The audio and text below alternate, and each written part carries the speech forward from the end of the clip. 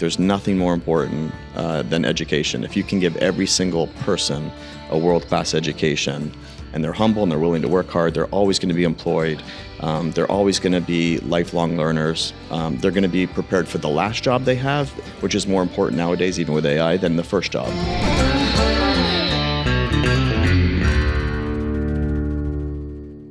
Welcome back to the Kevin Roberts Show. It is great to be sitting here in the imperial city of Washington, D.C., talking to someone who, with great cheer and also great perseverance, has essentially dedicated his career and even sort of his personal life to making sure we remember what's most important in sort of undermining the imperial city of Washington. And that is that local institutions, raising your family well, states revitalizing the proper authority they have, and when it comes time to regenerate, shall we say, the promise of an important institution of higher education, lean into it and don't look back. That's a way of saying that we're really honored here at Heritage today to have our friend Richard Corcoran of Florida, who is a great leader across the board, but particularly in the matter of education and higher education with us.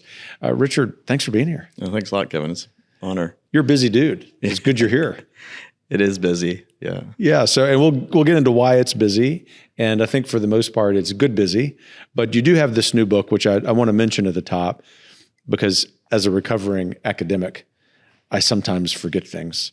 And it really is a good book. Honest to goodness, as I told you a little while ago on a plane this morning, I read the PDF version. I'm glad to be holding the real book. Those of you tuning in via video can see the cover here. Storming the Ivory Tower, how our Florida college became ground zero in the struggle to take back our campuses. We are going to talk about New College of Florida, absolutely, which is the main focus in your book.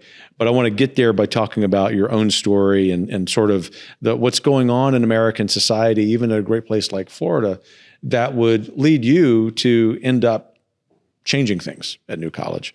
So tell us about yourself. Why in the world are you doing what you're doing? I'll give you my background in a second. The short answer to that is, and you know from being around politics, when I was the Speaker of the House in Florida, I would get asked all the time, if you could just do one thing, if you were a king for a day or a ruler for a day or God for a day, if you could do one thing, what would you do? And the question I always say is that I think it's statistically, I don't care if you read Our Kids from Harvard professors or any of the other academic books from the Hoover Institute. Basically, if you're a two-parent family and you're raising children and the two parents are intact by the time they graduate, the success rate of those children is like 90-something%. I mean, you almost, it's just, I always say that to my wife because we have 6 kids. And when you're having those moments, you're like, oh, I think we're terrible parents and this isn't going well. I would say, hey, statistically, we're going to be fine. They, might take a year or two to, mature or whatever, have a bad spot. But, at the point of their life, they're going to be successful citizens statistically. But we can't do that. We can't legislate. We can't say everyone be in that situation. And so that had me migrate and start asking myself, what's the next thing you can do to help people? And I think there's nothing more important than education. If you can give every single person a world-class education, and they're humble and they're willing to work hard, they're always going to be employed. They're always going to be lifelong learners. They're going to be prepared for the last job they have, which is more important nowadays, even with AI, than the first job. And so that's really how I migrated to education. But my background was, I was raised by 2 older parents. My parents were older. They both lived in the Great Depression. They both fought in World War II. My mom was British. And so they would always talk about philosophy and, you need to know your philosophy. And if you don't have one, that's great, but you're going to be moved by someone else with a philosophy. Make no mistake about it. Because, whether that's great advice. Yeah. And the greatest economic calamity, arguably, was the Great Depression. They lived through that, had nothing to do with it. The World War II, they had nothing to do with it. In other words, someone's philosophy is going to direct your life, whether you like it or not. So you got to have your own and try to steer it. But that led me into politics. I got a law degree, led me into politics. I was a staffer. I was chief of staff for Marco Rubio. Then after he was done being speaker and went on to the U.S. Senate, then I ran for office and then I became Speaker of the House. And then after that, Governor DeSantis was running for governor, asked me to be on his transition team, so I did that. And then during the transition, he asked me to be Commissioner of Education, so I did that. Went back in private practice, and then he came back to me and he said, hey, about to have this revolution at New College. 7 new trustees are getting appointed. I think they'd be interested. Is it something you do? And got back in, and now I'm president of New College. So basically, that's the staffer, lawyer, speaker, secretary of education. A commissioner of education in Florida, and then president of New College. It's quite a range of experiences, which I find fascinating. But also, I think a big part of our audience are younger professionals, say under 35, who listen to the show because of the guests, not the host. Just remember that. No pressure. But they're looking for men and women who are good examples. And you know that because of your experience. They're sort of looking for mentors, I would even say, just because for folks who are younger millennials and Generation Z, they've grown up in a time when institutions are really diseased, and that'll allow us to come full circle in this conversation.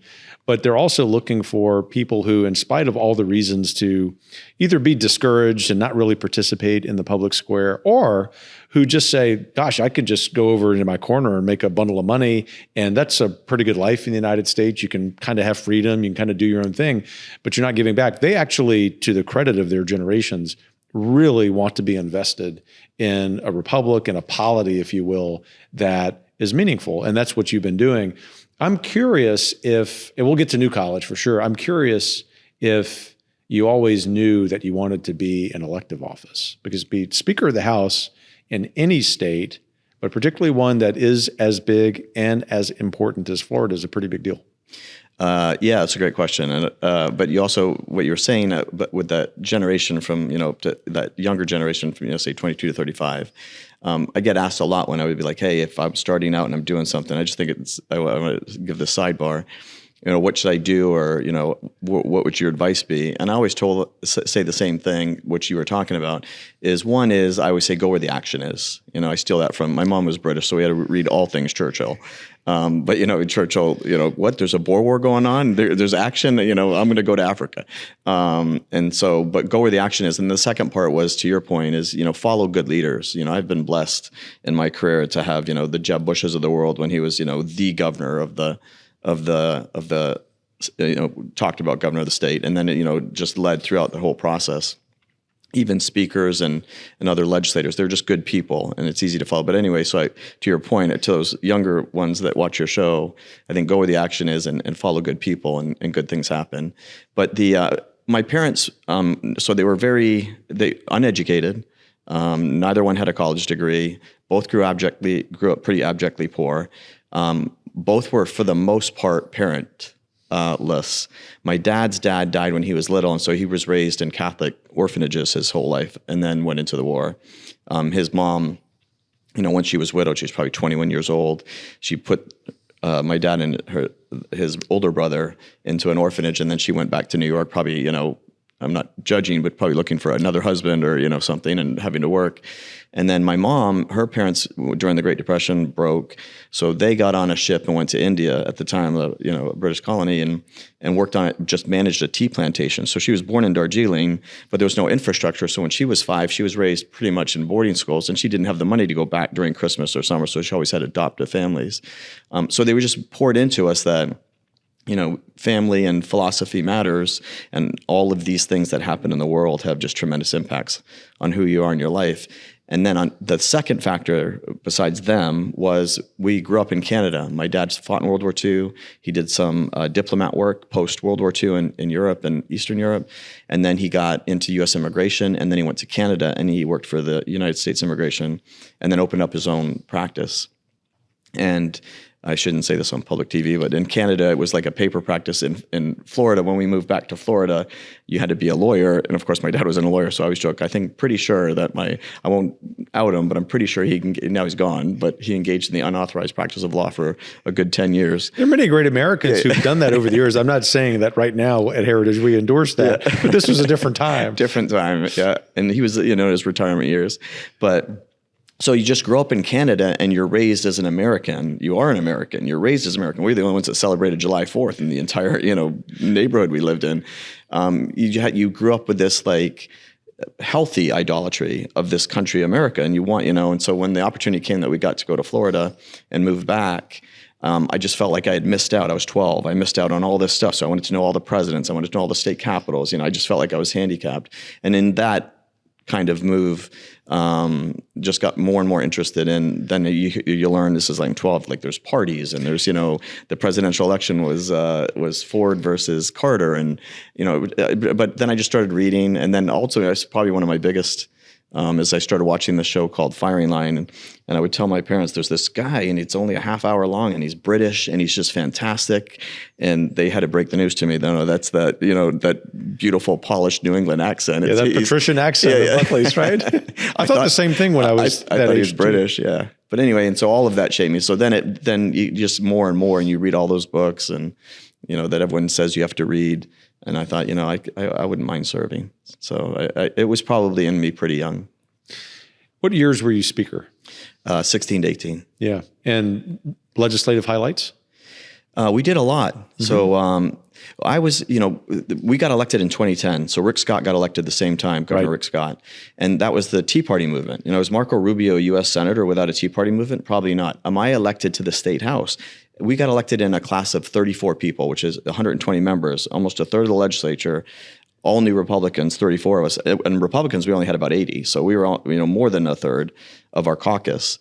And I would say of that 34, 20 of us would have arguably not gotten elected in a normal cycle. We were, that Tea Party movement and the frustration with what was going on, Obamacare, all that kind of stuff, government intervention, had a lot of people run for office that ordinarily wouldn't.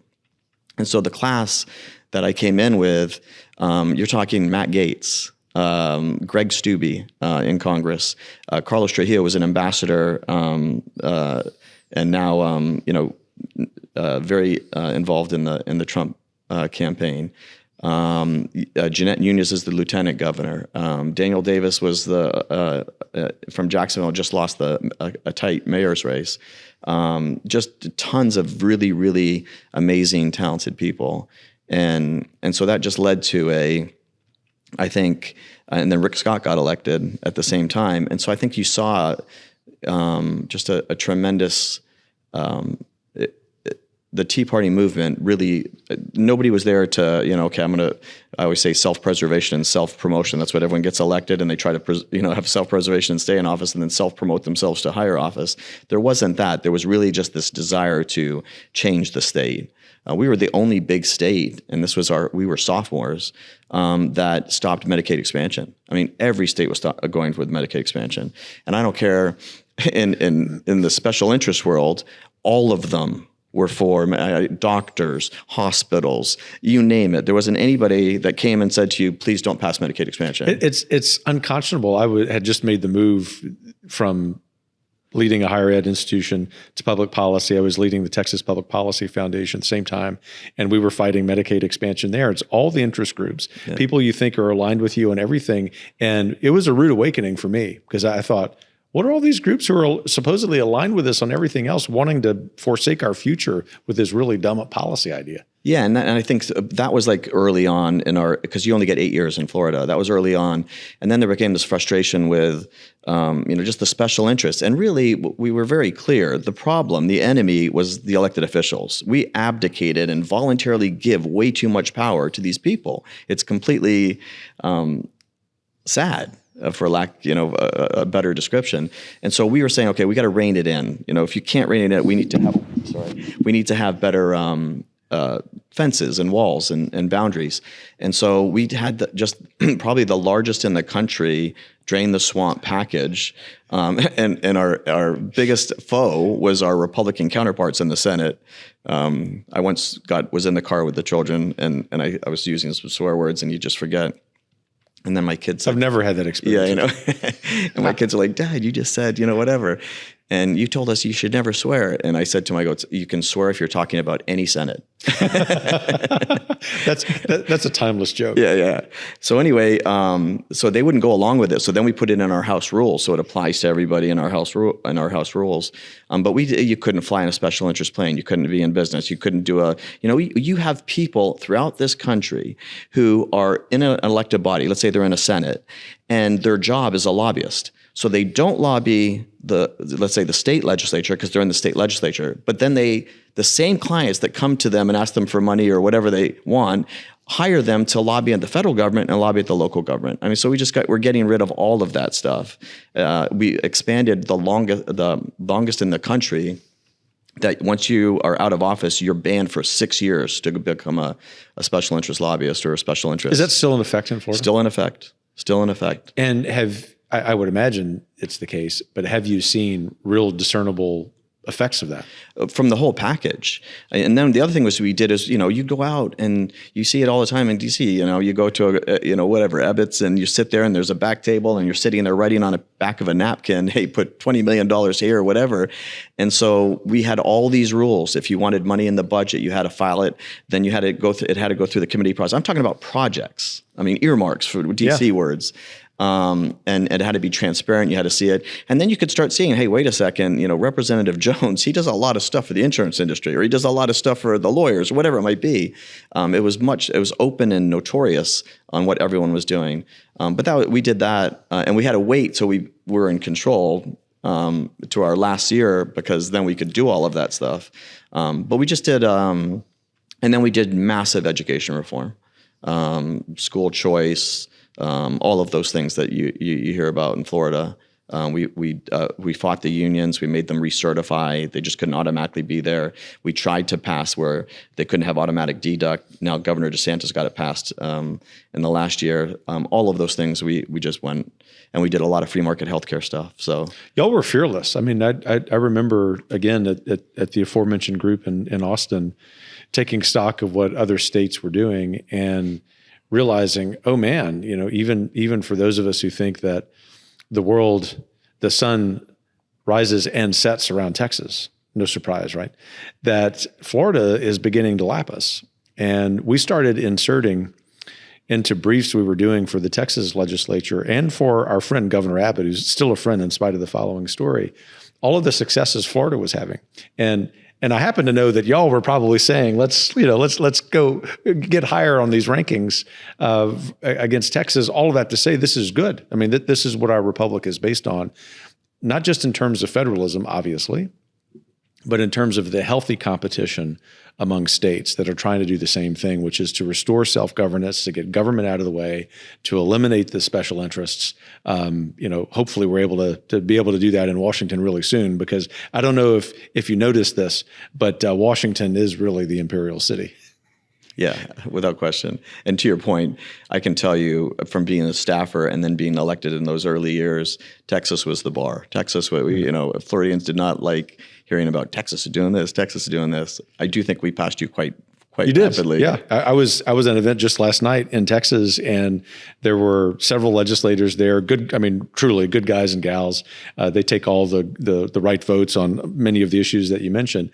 And I said, just remember, there are now multiple states that have passed Texas and some important reform, and they really take that seriously. I mean, It's obviously their state pride, which everyone in every state we want to have in this country, right? It's one of the things that helps to disperse power. It's also just sort of fun, but they know that that's true qualitatively. So thank you for playing a role in that. So at the end, as you mentioned, of your tenure in the House, you include some education reform. But then you cycle out. Did you see yourself becoming commissioner of education down the road? No. And we have 6 kids, my wife and I. So we practice law, and during the time you're in, it's always, they say it's a part-time job being a legislator. Right. It's a huge lie. And so my billing, went from, a decent billing book to, your core salary. And so then afterwards I said, okay, and then the kids are getting expensive. They're starting to want to go to college, and that gets even more expensive. I've noticed that about kids. Yeah. They're wonderful kids, but they get more expensive as time goes on. And so then I was going to go back to practice law. Already had worked with the firm I was working with on negotiating a new deal. And then the governor asked me, right after the primary, he asked me if I could do the transition. So I said, sure. So I did the transition. And then during that process, I talk about it, where he asked me like numerous times. I was like, Governor, I have 6 kids. I can't, it's not a possibility. He goes, all right. And I said, but I got a great guy. And he would interview that guy, and I go, how would it go? And he goes, he was a great guy. You're right. And I go, so we're good. And he goes, no, I really want you. And I go, okay, I got another guy, and so we went through that iteration. Then on the third time I said to my wife, I think, at this point, you probably, you start thinking, what, it probably should give it at least a go.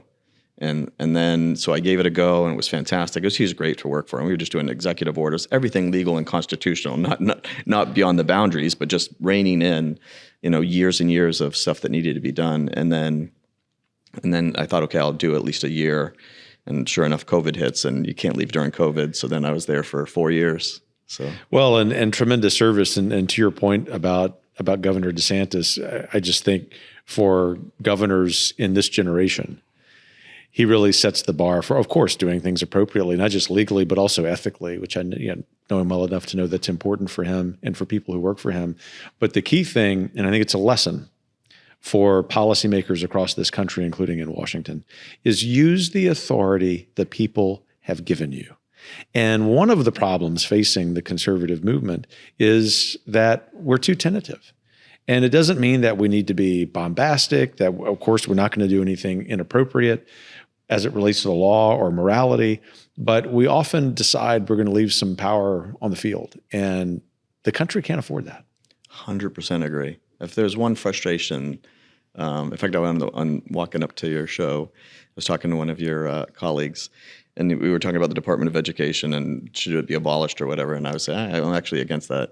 And I was saying, you're going to give this money to, Governor Hugo, Governor Whitmire, Governor Newsom. I mean, those kids are going to be indoctrinated. You set a and it's 50+% of your kids when you look at those states. And he said, well, there's, some Republican guys out there, and I was being tongue in cheek, but I go, yeah, there's 27 Republican governors and only 13 states have full ESAs. And they're not exactly like lighting the world on fire. Now, there might be reasons for that. They might have a Democrat, Senate or House or whatever. But to your point, I think there is, my biggest criticism over my career is, and I think the second idea I have in the book at the back is litigate. And the last one is, fight at all costs. There is no, take no quarter. Yep. Because I think that's again, just a little bit exciting about, I was not a fan initially of Donald Trump. I was a Bush guy and a Rubio guy then, but he takes no quarter. I mean, it is, and he litigates as I would say it. And I think we have to do that. He shows the movement how to fight.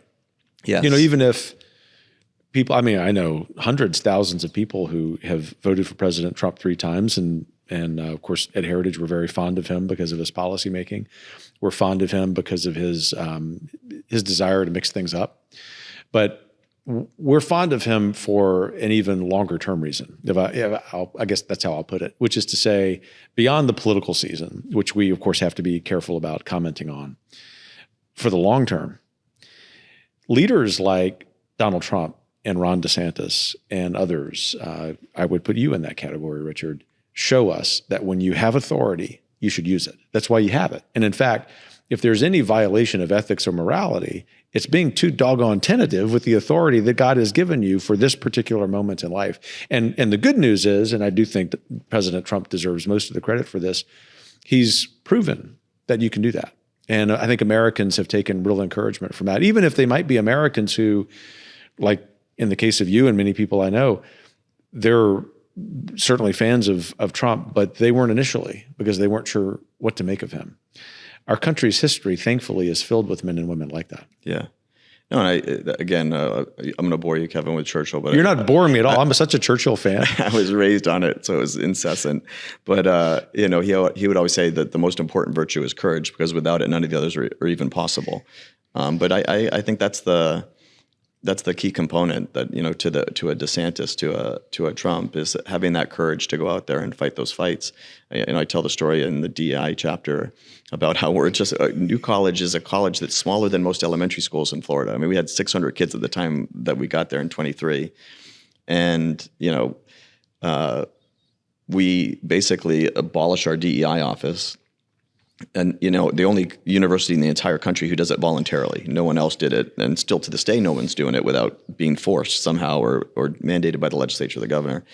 And there's probably, I'm not exaggerating, 1,000 articles out there in the web on New College and how atrocious this is, and where, these terrible fascists, all that you can imagine. There are more articles than students. Yeah. And at the exact same time, this is like February of 23, President Joe Biden puts I always call him, a SWAT a SWAT DEI team in every single agency to ensure that DEI is hitting the four corners of the building. And not only is there nothing written about it, I don't remember any of the Republicans fighting, suing, or I think in the book I say as of this writing, because I don't know, but I just think that's the stuff that Governor DeSantis would never tolerate. I mean, on COVID, we litigated. There was no quarter that we were going to give to these mandates or edicts restricting our freedoms in clear violation of the Constitution. And same with President Trump. So if I think of an attribute of a politician I want to vote for and support, courage is up there on the top, because there's a lot of bright minds, but not all of them fight. It has to be. And you've provided a great segue into a couple of questions I have about the book in particular. I am not kidding, Richard.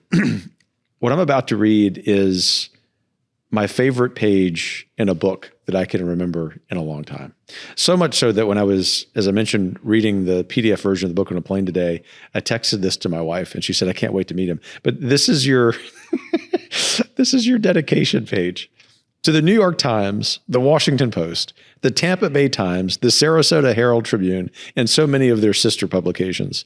Without their boundless hubris, steadfast dedication to avoiding self-reflection, and unshakable commitment to ignoring any fact that does not support their predetermined narrative, not one chapter of this book would have been possible. That's so awesome. Yeah. We got to have fun. Yeah. And it's a little snarky, but it's a lot snarky and it's perfect. But it really is true. In fact, I think the publisher asked me, hey, who do you want to dedicate the book to? And it's the first book I've ever written. So I was like, I don't know, and you think your wife and children. My wife's like, no, we're not doing that. You can't do that. And so I said to her, who I'd really like to dedicate it to is like the Tampa Bay Times, New York Times, Sarasota Bradenton, the Herald Tribune, and just say, without you guys, none of this would have been possible. And then she's a journalism major from University of Texas, and she added to it the beautiful words of like, let's make it look like it's super positive, like you're boundless hubris, it's beautifully written. So yeah, that's how it came about. So I'm assuming that most people who watch or listen to this show are familiar with the New College Story, but there have been so many episodes in the last few years about institutional reform. There might be some folks who need a refresher. So just give us kind of 20,000 foot view of what was going on, what was at stake, and then we'll get into some of the reform. Well, the first chapter, because we get called all these names and all these articles written, and they gaslight us on everything. If we're fighting for free speech, they gaslight and say we're shutting down free speech. If we say we're getting rid of, whatever, it's the gaslighting of the complete opposite. And so the whole first chapter, I basically spent time researching alumni comments, past president comments, past student comments, current student comments, quotes and articles from the student newspaper, The Catalyst. They had numerous outside independent study groups come in because it was never successful in the last 20 years. So they, hired all these great experts to come in and say, what do we need to do differently? And then I basically quote them all. And this summation is, it was one of the most toxic places you could possibly be. It was almost 100%. I don't want to say 100%, almost 100% liberal. And they had 30% of the kids who came on campus would leave after 1 year or one semester, the highest in the state university system. And then they would ask them why they left. And they would say, because I'm a liberal, I'm a Democrat, and that place canceled me. I'm not good enough for that place. So they would just literally eat each other, metaphorically. And the outside groups would come in and they would evaluate and they'd say, here's why you're losing kids. The presidents would say, it's not a nice place to be. We're not nice to people. People are bullied. It's all that toxic part. It sounded awful. It was awful. Then they said that, they're known for being druggies and weirdos. I said, in the first year I was there, I had to settle a $1 million lawsuit of a rape. This is their nice, liberal, progressive place. A few years before that, 2 kids died of a drug overdose. So, one of the consultants said, druggies and weirdos, or one of the students said, it's not really this isn't really helping us recruit students. And so you saw their numbers just decline. And I know this is a little pejorative, but when people ask me, I always say, you remember, in the summer of Floyd, there was Chaz, the Capitol Hill Autonomous Zone, where there was no rule of law, there was no justice, there was no anything, live and fight, for your own survival is what that little confab became. And in many ways, as a higher ed institution, New College was just toxic and ugly. And that's why people left. I always say this, I think we led the state university system, and keep in mind how small we are. We led the state university system in Baker Acts. I mean, it was just a crazy bedlam was taking place. And so and those aren't my words. Those aren't the trustees' words. People like to get mad because Christopher Rufo's one of, these are the words of students, alumni, faculty, presidents, outside groups, student newspaper articles. It was just awful. And that's where Governor DeSantis, in looking at all the higher ed, this is a public institution. These are taxpayer dollars paying for this. This is outrageous, and something needed to be done. And so what he did is he had half the board just stay vacant, and then he, in one fell swoop, appointed a majority. There's 13 members, 7 people, 6 himself, one the board of governors that he oversees. Appointed 7 new people, and they're all just wonderful. I mean, brilliant academics, brilliant lawyers, brilliant doctors, brilliant, think tank folks. And it just changed overnight. And all of those folks, as you explain really well in the book, desire not to create a quote unquote conservative institution, but a proper institution of higher learning. I mean, a real university, and you get to the roots of that word. It's an institution. It's a community of faculty and students and supporters who are united around a single truth. And what I knew a little bit about New College before the controversy erupted, what I knew was not good. And then as I started reading about it, I said, this embodies everything that's wrong in higher education. And with the governor's courageous decision to appoint all of those board members, all of whom are terrific people, eminently fair and intellectually honest, and then their decision to bring you on as president, which I dare say was also very good, all you're doing is fulfilling the promise to the people of Florida. Yeah, Christopher Rufo, before I even got chosen, came onto the campus, and of course they just they wanted to cancel it. People's lives were at stake, and Christopher's like, "No, we're not canceling it." But anyway, in that one, which I quote him, is he said, "If you think that we came to swap out one radical ideology for another on the other side, you're sadly mistaken. What we all want, is a beautiful, balanced institution where you're teaching kids how to think. You're not indoctrinating. You're getting best faculty from all different walks of life, ideologies, diversity, etc. And they're teaching these kids how to think. And as C.S. Lewis say, the clean breezes of the century is blowing through their minds. Is you have that exposure, and then they can figure out what they want to do or how they want to do it. And that's it. And to the gaslighting part, that's all Matthew Spalding from Hillsdale. They were like, "Oh, it's a Christian Hillsdale college," and Matthew Spalding said, "Here's the founding documents. It was founded by Congregationists, and here's what they said: they want a classical liberal arts school, and this is a rebuilding, a rebirth of what really started, not some sort of revolution or takeover, hostile takeover." But they would just gaslight anyway. But everyone said that. The governor said it. The trustee said it. I said it. What we're trying to achieve is a beautiful, balanced institution. I always joke, you have William F. Buckley on faculty and you have Gore Vidal, and let the students be exposed to them. Let them take whatever courses. And they're better off as a result. Yeah, and then they learn more. Yeah, 100%. When you don't have that diversity of thought, the loser, you don't only lose what the other side is thinking, you lose the confirmation, if you are right, of your point being sound. I mean, those are two great things that happen when you have that kind of civil discourse that's polite and growing in intellect and knowledge. And there's such a hunger in this country for a return to civil discourse, which I think both you and I would remind people is not the unanimity of opinion. In fact, that's a sign that doesn't exist. Right. That's a sign of totalitarianism. But in fact, it's a sign that more than anything, upstream of our politics, that our educational institutions, I would argue particularly our colleges and universities, are doing a good job of fostering that. And New College certainly wasn't doing that. I know it's doing a lot more of that now. And on that point, Richard, what are the success stories a relatively short amount of time into this tenure? Yeah, I think one of the first things that we did that system-wide, not just like getting rid of the DEI office and what have you, And by the way, when we did get rid of the DEI office, and we really did get rid of the DEI office, it really doesn't exist. It doesn't exist, and people were terminated. Now they weren't repurposed and retitled. Yeah, I talk about Oklahoma and Texas where they had undercover people after they got rid of DEI, and they're talking to them. They're like, "What about DEI?" And they go, "Well, it's really still here. We just renamed it, and nobody's gone. They're just at different places, and we're still doing it."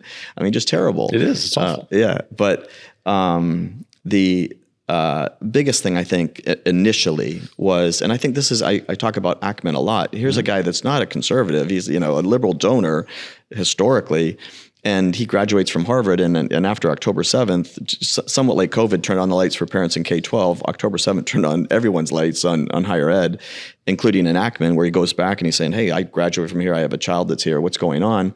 And he looked at, everything. And by the way, his takeaway was it was more than anything else was the DEIB, that Harvard ad belonging. Like, yeah, if you were in the group, you belonged. Then that's it. Yeah, I always joke that it's George Orwell, Animal Farm, where, all of us are equal, but just some of us are more equal than others. And we'll let you know who they are and then you can come in. That's DEI. I mean, it really was, Animal Farm. And but he looked at it and he had 7 suggestions initially in his first letter, and 4 of them were basically what I would say is have a rule of law. What makes America the greatest country in the history of mankind? I think as much or more than anything is we have an adherence to a rule of law that's and it's a good, a sound, just, fair, true law that's amazing. We do. And that's what you see right now in the streets, I think, too. There's a breakdown of the rule of law. People just rampaging and taking stuff off shelves that you have to have, glass walls. But same with New College, there was no rule of law. I mean, the rule of law had just, in fact, when we had an incident where one of the students spat on Christopher Rufo, we had vulgarity. Like, if you watch, they're online. If you go watch the trustee meetings, it's amazing, is all you can say. It's like doing battle. Yeah, it's like, you got to be kidding me. And so we had 2 students that were working through, and I said, okay, just, I'm a lawyer. So I said, this is like in May, I want to move swiftly so that if they are going to get expelled, they have other options. We don't want to drag it out. That's not justice at this point in time for these students. But justice needs to be had. And so move swiftly. And they came back and they okay, we can move swiftly. They have, a student discipline board, and we're going to put them before the student discipline board, and we can, get it done. That's the good news. The bad news is that student discipline board that's in the faculty handbook, it's in the student code of conduct, has never been formulated. Never, or at least nobody remembers when it was formulated. So we had to, and their point to me was it is going to be delayed because we got to go get some faculty members, we got to go get some students, we got to go get some administration and put them on this board to have the hearing before we can, move forward with an expulsion. So there was just no rule of law on campus. It was over many, many years. Yeah, decades. Yeah. Yeah. And so instituting that rule of law, and it's amazing. I think what you're seeing right now, I hope for President Trump winning I don't think it takes a lot to, once you implement a rule of law and say, okay, we're just not allowing this anymore, and you have real repercussions. We had 2 students who really were, one of them was the student Senate president, and when they're expelled for their behavior, the rest are like, wait a second, these people, it's not the old school where we can do whatever we want, whenever we want. There's real boundaries. Imagine that. There are repercussions in life to bad behavior. Exactly. It's really shocking. But that's the same with Harvard. He was like, can we have students, he was talking about mostly Jewish students, can we have Jewish students or any student walk across campus and not be assaulted? Why don't we start there? Or can they not be shouted down, or any of these incidents going to be investigated? But I think the rule of law was really a big game changer on behavior. And then just bringing in new faculty. And I always say this, a ton of the faculty that were there were excellent and fantastic. 3 of the trustees that were there and have stayed are excellent and fantastic. I mean, a lot of it was like, hey, what took you guys so long? We've been down here, hoping for a great liberal arts institution. It's progressively gotten worse and worse. And same with, there's a lot of students who would go there because it was at one point in time, if you go back in the 70s when it was Barron's that was doing the college rankings, or the Association of School Counselors, they would do the same thing. Back then they just had the top 25 elite, and then they'd have different tiers. New College was in the top 25 elite. I mean, it was like the most Fulbright scholars, the most PhDs. It was with the Princetons and the Harvards and the Chicagos and the Yales and the Stanfords. But then it just went south fast for multiple reasons. But But that was a big one, is the rule of law. And then the other one I think is significant in higher ed that has to happen across the board is there's this thing called shared governance. And shared governance— I know it all too well, Richard. Yeah. And I always say, what the definition of— if you ask any faculty member, the definition of shared governance is and they really do. They say we're in charge of what faculty get hired. The faculty are. We're in charge of what students get accepted. And we're in charge of what's taught, the courses that are taught. And then you just go out there as a president, you've been one, you go out and raise money and keep the electricity on. We'll do all this other stuff. It's a perfect definition. Yeah. I had actually a board member at Heritage, because we were talking about higher education policy and reform, asked me some months ago, they said, Kevin, what is shared governance? They didn't know. I said, oh, it's the inmates running the asylum. Yeah. And they said, well, that's a little harsh. I said, no, actually, it's totally true. And what they want you to do as the president is just to salute to whatever crazy idea they have. They want to control the board, which is improper, even in a private setting. And they just want you to be the major gift officer. And if you do that, then that's fine, particularly if once in a while you talk about the importance of academic freedom, which they themselves don't practice or foster on behalf of conservative students. Right. And what I love about the New College story is that y'all are doing it. Yeah. I mean, this isn't just theory. This isn't just and no offense to any of us who do policy papers, but it's not just a policy paper. You're implementing real institutional reform.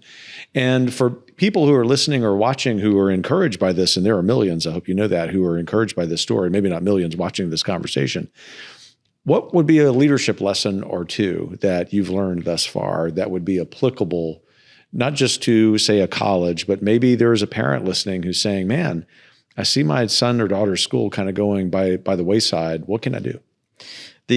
A couple points on that one. First, the first point I say is leadership matters. It's the most important thing. It's huge. I think it was, a general said, give me my 10 colonels and I'll rank them. Here's the best one and here's the worst one, 10 to 1, and flip those two colonels. Take the worst unit and put the best colonel, and take the worst colonel and put him with the best unit. And he said, in 60 days, this will be the worst unit. This will be the best. And history shows that. Yeah, exactly. And so what we had in Florida, I think, for a new college was we had a governor who had no problems, no reservations taking on massively the status quo in higher education, even to the point of, like, in the conversations about shared governance, there's got to be more, legislation that gives more power to the president and the trustees who run, the trustees run the school, and then their president's their day-to-day designee. And so he passed a bill that basically gave that kind of authority in broad strokes. And so, even at New College, when we were doing the faculty selections, we hired 40-some new professors, and I still get beat up because, I was overly engaged in all those, accusations. And I went through all of them on how many they recommended, what have you. And they normally recommend 3, sometimes 1, 2, 3. A lot I might take the third person or whatever, but I definitely interjected and so then I did the math for them. And it turns out, like, for my math, I know they would not agree. I maybe got overly assertive, their words, not mine, on 15% of the cases. And so I joke with them. I go, shared says to me 50-50. I still have a lot more room to go. I only did 15, but no, they didn't like it. But anyway, my point is leadership. So you have this, Governor DeSantis, he appoints these trustees. These trustees, they just don't care about the noise. Another Churchill quote is, they are mission, they know where they want to go. And as Churchill would said, if you know where you want to go and you're driving down that road to that destination, you're never getting there if you stop the car and get out and kick all the barking dogs. Ignore the barking dogs. I have a chapter on barking dogs. Which is great. But they just wouldn't do it. And it was on everything. I mean, I cannot even tell you, Kevin, the crazy that has gone at New College. One of the existing students, when we wanted a mascot, Edison had given the Ringlings, the property we're on, a bunch of banyan trees when they moved there. And so there's just beautiful banyan trees all over the place, almost 100 years old, some of them. And so she came up with this concept of a mighty banyan, and she has it like flexing and looking fierce, and everyone liked it. And so we became the Mighty Banyans.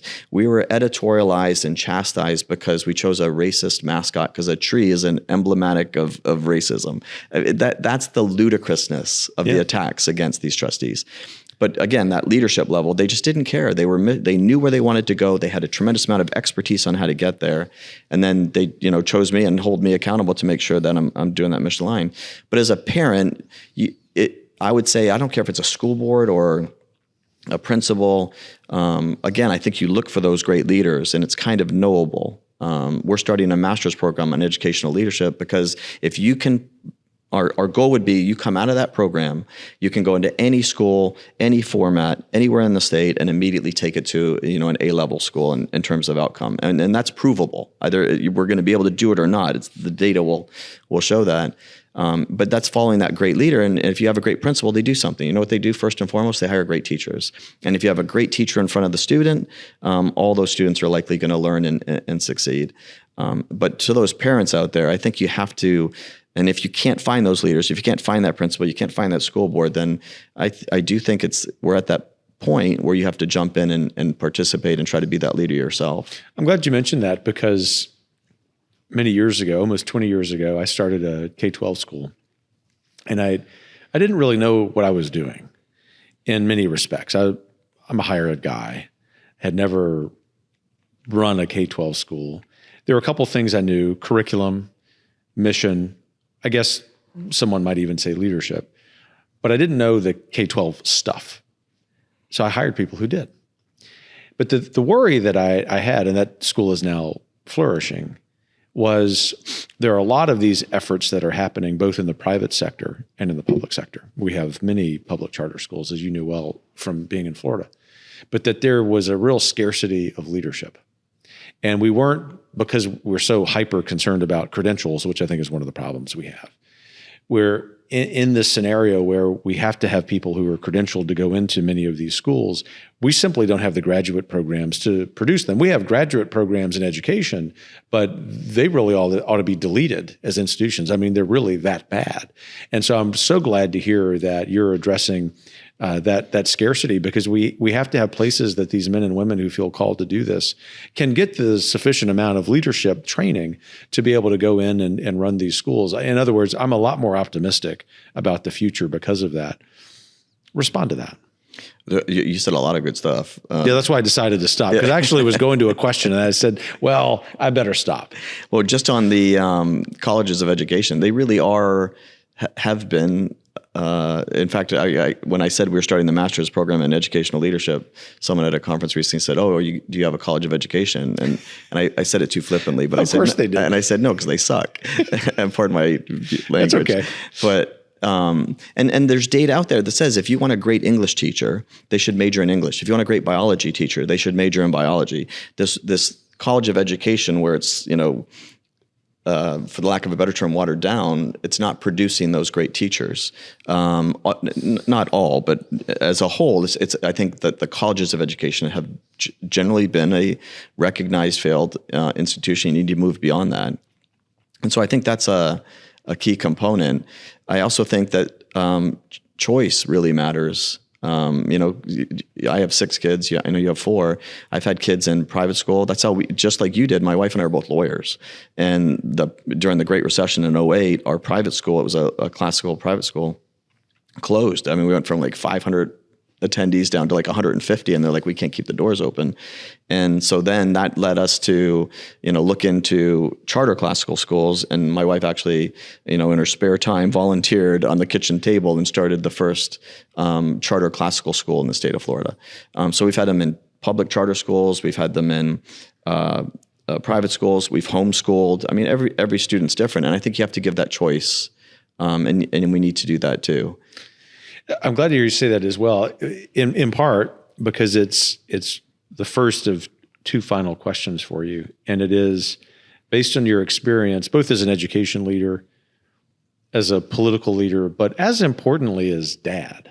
And we have to remember that moms and dads are the best policymakers in education because they're the first and primary decision makers, first and primary providers of education.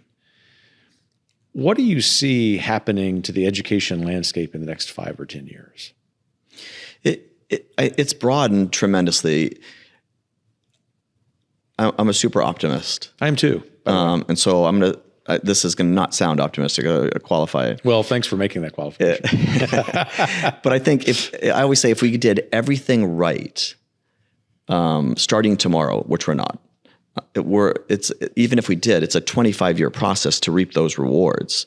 And so I don't care if you look at every aspect of education needs reform. Which is why I always say we should not get rid of the Department of Education, because the best is blow it up from the inside and disrupt from that federal level. How did we get every state in the 70s to go to 55 miles an hour? We said, you want transportation dollars, go to 55. Everyone went to 55. So your argument is you need that infrastructure in order to scale the reform that needs to happen. Yeah. Which is not an invalid argument, even though we have a difference of opinion on that. I understand where you're coming from for sure. Yeah, and that's how we did it. How did, we're like a microcosm of the country. There's going to be, in counties at the state level, we're going to have our Gavin Newsoms in education. We're going to have our, Governor Hochul's or whatever. And we did, we have those counties. And so how did we get them to open up schools? We said, no, you're going to open up schools, and every single child that wants to have a seat in a public school is going to have a seat in a public school. We got sued by these counties, those types of, on a federal level governors.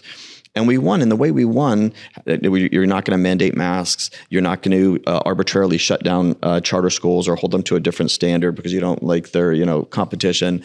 All of that we did with the power of the purse. And to your point, constitutionally, legally, soundly, within the boundaries of law. But all of them, we bought them down. Same, the 55 speed limit. I mean, everyone went to it. And you could do it even much more with the purse, the power of the purse at the federal level.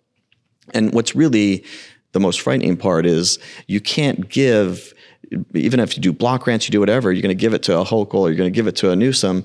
They've already shown for 20, 40, 50 years that they're indoctrinating kids. They're excluding them from great American exceptionalism of free market principles or republics, the understanding of the Republican democracy in the history. And so even if you, and then the other part is like, there's 27 Republican governors and only 13 have, it's not like we're lighting the world on fire on the other states. I mean, but you could do it from the federal level. So my point is you need to do all of that. And then you need to look at pre-K. If we don't get pre-K right, we lose kids by the time they get to kindergarten. So in Florida, we measure your kindergarten readiness, and then we have the statewide assessment starting in 3rd grade, and then we have your last one in 10th grade. And so I said, okay, we have all this data now for 20 years. I want to know, little Richard, whatever, he was in the whole school system. I want to know what he was in 3rd grade. Pull me the data for as many of these students, tons of them. And, and we grade from 1 through 5. So 1 and 2, you're below grade level, 3, you're at grade level, and 4 and 5, you're above. And so of the 1s and 2s, how many were on grade level that were not on grade level in 3rd grade? How many did we reform? With all our reforms, how many in 10th grade were now on grade level? 85% were not. And conversely, the opposite's true. If you're a 3, 4, or 5, how many were on grade level in 10th grade? Pretty much 85%. And then you back it down to the kindergarten readiness test, it's the same thing. About 60% of the kids are not kindergarten. And so you got to grab them. 65% of kids don't even have a book in their home. There is really a million word deficit for low-income kids. You got to fix that. You can't. What's the most dangerous thing in any society? Somebody without hope. An animal cornered is the most dangerous thing. They're injured and cornered. They have nothing to lose. And we're taking 18-year-olds in the richest country in the history of mankind, and we're sending them out into the greatest country of the world, and we're saying basically, and we could tell some parents, we can tell them at 5 years old, hey, Mrs. Smith, great, loved little Johnny, wonderful kid, but I'm just going to tell you, we're going to have him for the next 12 years. He's going to graduate. He's going to have no hope. He's going to be de facto either partially or fully functionally illiterate. And that's just it's shocking that it happens in our country. But you got to fix that. You got to again teach, in many ways, teachers how to teach. What does change a kid from that 85%? What does get that 15%? A great teacher. And a lot of it isn't not just subject matter knowledge. A lot of it is the pedagogy. I think a lot of people graduate from an elite university and they're conservative or otherwise, and they say, you know what, I'm a great history teacher. I've read all the classics. I've read all of Western Civ, and I'm going to get up there and I'm just going to wax eloquent and they're all going to learn. Well, no, you got to learn how that kid in the third row or whatever, and you got to work the room. And so there has to be a whole pedagogy that has to happen. There's just a lot. There's a lot there. There's a lot. I used to mention to faculty members, particularly at the K through 12 school, because they were willing to listen to me more, that teaching is salesmanship. And if you miss that part of it, no matter how smart you are, you're not going to be a good teacher. And salesmanship in the best sense of the term, not anything that's manipulative or anything like that, but some of it's just body language, but it's paying attention to people who aren't really tracking with you and sort of closing the sale every single day. And I think about the best teachers that I've known, I've either worked with or I have had as a student, including some college professors who, by the way, were pretty liberal, but they didn't care. I didn't care. They were just great in the classroom. They cared deeply, not just about their subject matter, but deeply about their ability to convey that in a way that caused their students to be brought along. To your point, that can happen at any age. Right. And actually, the younger someone is, the easier it is for them to do that. Yeah, a lot easier. Yeah. So last question for now, and by that I mean we just have to have you back. Maybe we'll make a deal. The next time we'll do it on location in Florida, because I'd love to talk to you more. I'm struck by your comment that you're a super optimist, because the people I've worked with over the years often say that about me. I say that not for any compliments, but it's just sort of how I see the world. And yet, and especially in your last answer, and some of the things you've confronted in the book, and I know things you confronted when you were Speaker of the Florida House, you'd have a lot of reasons not to be a super optimist. But why'd you wake up hopeful today about the American future? Well, the quick answer is because history has taught us. I mean, you can have just some awful valleys. I'm not saying you can't have awful valleys. And I think we're quasi in that valley world. But at the end of the day, you just can't defeat truth. Truth is real. Truth is out there. And as long as you're championing and fighting for that, at some point it goes back up. So, I mean, that's the short answer. But I also think that we're at that point where people are, who would have thought COVID would have brought about the reforms that you're seeing nationwide in K-12?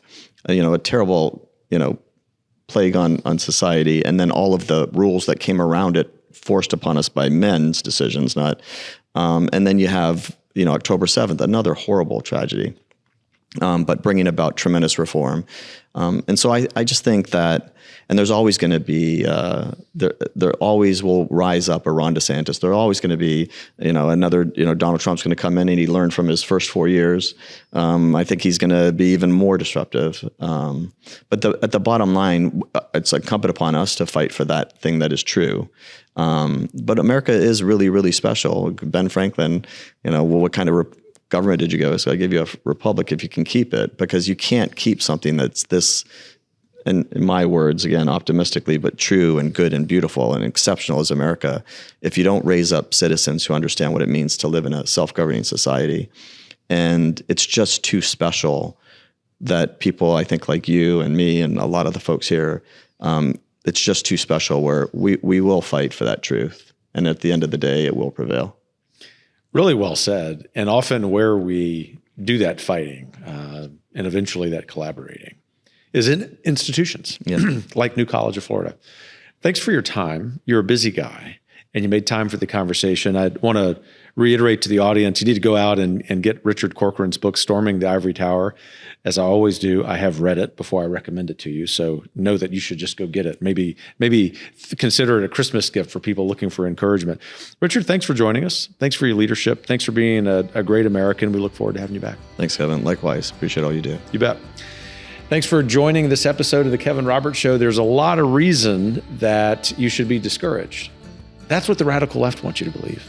But the real thing that you need to be thinking is why you should be encouraged in spite of some challenges and some hiccups and some roadblocks down the road. We are winning. We are going to prevail. Keep your chin up. The country's worth saving. Take care.